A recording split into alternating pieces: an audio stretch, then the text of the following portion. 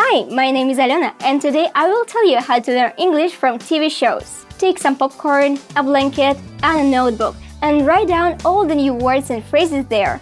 Try to practice these phrases as much as you can. Put stickers with the new phrases around the room. Use phrases in your daily conversations, and know your friends and tell everyone what a cool word you have learned. This way, you will simultaneously hear English speech and see it in the subtitles.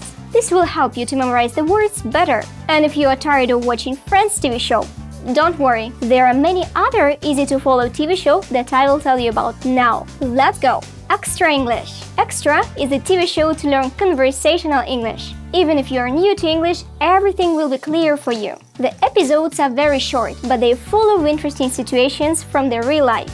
Modern Family. The main advantage of this film that it's still modern. If you want to know what's happening in America now, it's the best choice for you. The Office, the series about everyday life of the office workers. You will see hundreds of funny situations about the life of those who had a boring job at least once in a life.